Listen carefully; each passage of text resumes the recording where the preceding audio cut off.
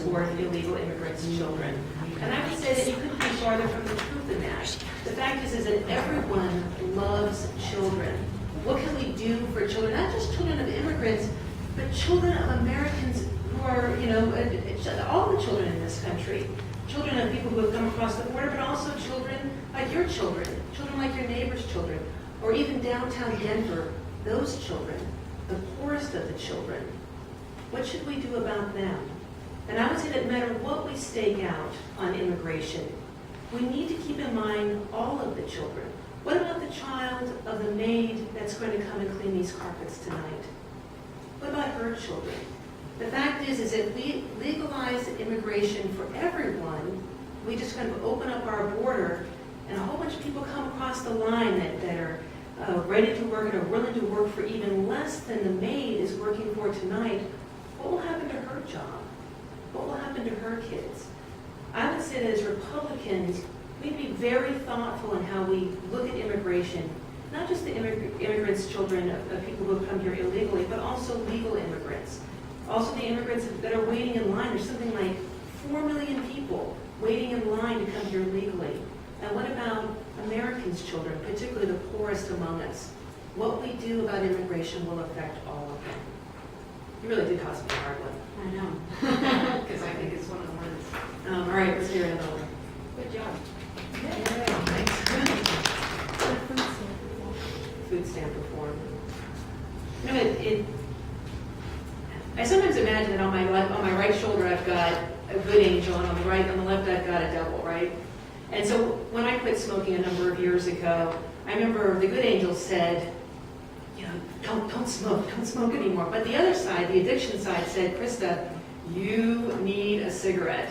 And I can guarantee that if anyone that first year walked up to me and said, you know what, I just happen to have your favorite brand and a light, I would have taken it and I would still be a smoker today. The fact is that when we deal with people, we need to speak to their better angels. We need to help them to do the right things for themselves.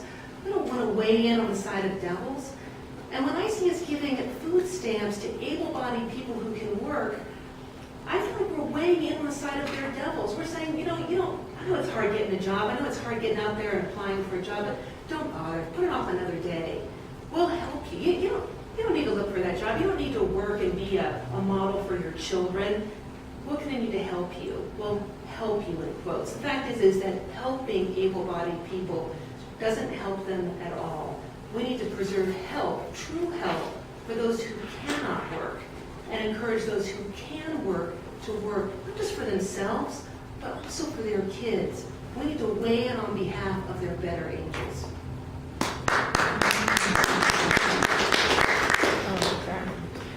All right, I'll take one more and then I'm going to make you guys do it. Okay, I had this today, and this is what I'm going to tell you. The inheritance tax is unfair. Okay. When I go into my house, I don't have a lot of money. I've got a lot of hand-me-downs. But the hand-me-downs I treasure. I've got my furniture set from my mom that she has a child. And it's maple and it's beautiful and I love it. And I love the fact that if I had kids, that what I've worked for, what I've sweated over, that I could give that to my kids, right? I guess I could give it to my puppy. I don't really have any kids, but I understand that when you've earned something, when you've worked something, when you've sunk your heart and soul into something, be it a small business, be it a farm, be it an old set of furniture, you want to give that to your kids. And I know there's a tendency out there to try to inculcate envy and make people envy the rich and say that, well, they shouldn't be able to give to their kids. But if they can't give to their kids, why should we be able to give to our kids? And that furniture is special to me. Why wouldn't that small business or that small farm be a special gift from a parent to a child? So I think we should just be really careful when we talk about the inheritance tax. I think we need to be careful that when we consider what's fair, it's not just about what's fair the rest of society, it's also what's fair between a parent and a child. And I don't want to make sure that tax is so high that parent can't give that family farm or that family business to their kids upon their death. So I think we should be thoughtful about this.